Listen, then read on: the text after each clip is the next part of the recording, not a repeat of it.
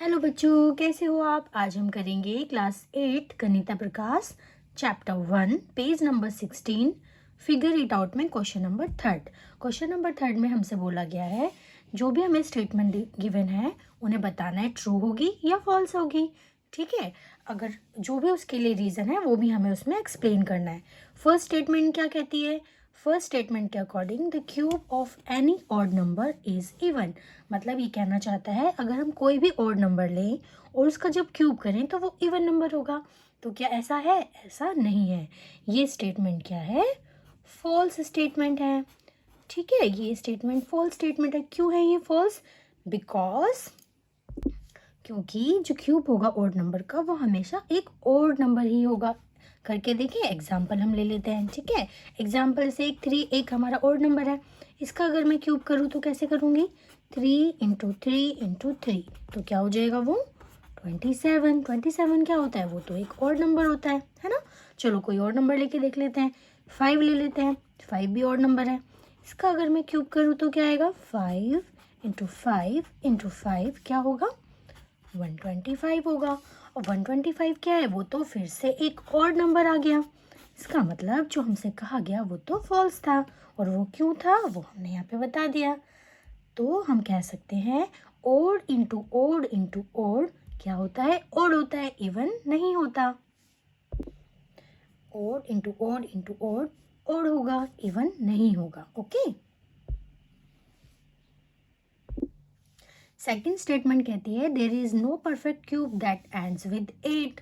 मतलब कोई ऐसा परफेक्ट क्यूब है ही नहीं जो 8 से एंड होता हो। तो ये स्टेटमेंट भी फॉल्स हो गई। क्यों हो गई फॉल्स? क्योंकि हमारे पास तो ऐसे कुछ नंबर्स हैं जो एंड होते हैं 8 में जिनका क्यूब। जैसे सबसे पहला नंबर अगर हम देखिए इवन नंबर 2 का क्यूब करेंगे तो क्या आएगा? 8 आएगा।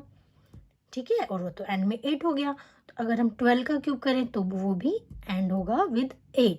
चलो मैं बताती हूँ कैसे। कुछ परफेक्ट क्यूब होंगे जो कि एंड होंगे 8 में। एग्जाम्पल हम ले लेते हैं 2 का क्यूब। 2 का क्यूब कैसे करते हैं? 2 इंटू 2 इंटू 2 जो कि 8 होता है। ये तो 8 से एंड हो रहा है ना। नेक्स्ट नंबर क्या लेंगे? 12।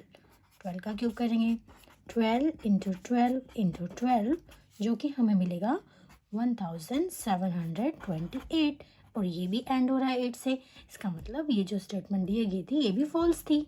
नेक्स्ट स्टेटमेंट देखते हैं क्या है। थर्ड स्टेटमेंट क्या कहती है? The cube of a 2 digit number may be a 3 digit number.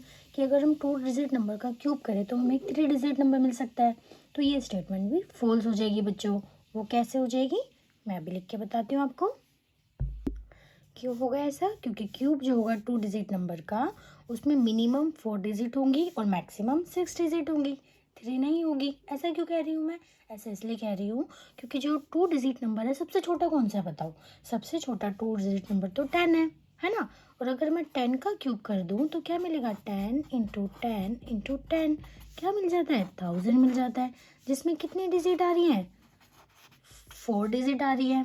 तो जो सबसे छोटा 2 डिजिट नंबर है वही हमें 4 डिजिट दे रहा है, 3 डिजिट तो नहीं दे रहा।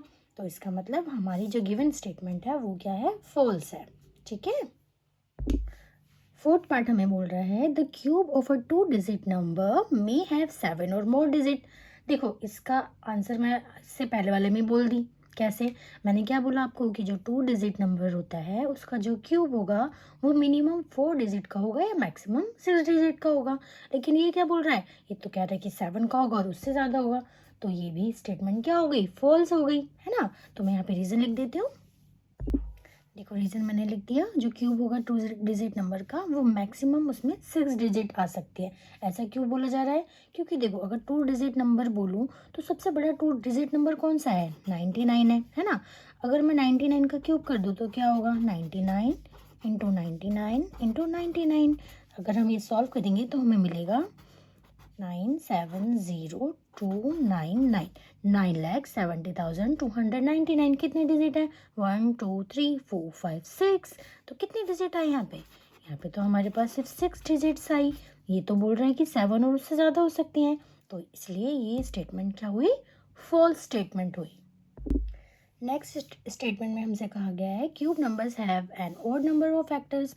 तो क्या ऐसा है? ऐसा भी नहीं होता, ये भी फॉल्स हो जाएगा। क्यों? क्योंकि देखो अगर मैं कोई नंबर लूँ, मैंने लिया, तो ये भी हमारी क्या है, एक फॉल्स स्टेटमेंट है। रीज़न क्या है, cube numbers may have an odd as well as an even number of factors. देखते हैं कैसे। 27 के क्या फैक्टर होंगे, 3 कितने हो गए, 1 2 3, 3 है मतलब क्या है, ओड है। तो हम यहाँ लिख देंगे क्या है ये, odd number of factors, odd number of factors आ गए। अब एक और एग्जांपल देखते हैं, 64 को हम फैक्टराइज करेंगे तो हमें ये मिलेगा, कितने हो गए, 1 2 3 4 5 6 टाइम है 2, तो इसका मतलब इसमें हमें क्या मिल गए, इवन नंबर ऑफ फैक्टर। 6 तो इवन नंबर होता है ना, तो इवन नंबर ऑफ फैक्टर्स हमें मिल गए। दैट्स वाई ये क्या है, एक फॉल्स स्टेटमेंट है। हमें यहाँ पे ऑड नंबर ऑफ फैक्टर्स भी मिल सकते हैं और इवन नंबर ऑफ फैक्टर्स भी मिल सकते हैं, तो ऐसा ज़रूरी नहीं है। इसने तो बोला सिर्फ ऑड नंबर मिलेंगे, तो इसीलिए ये फॉल्स है।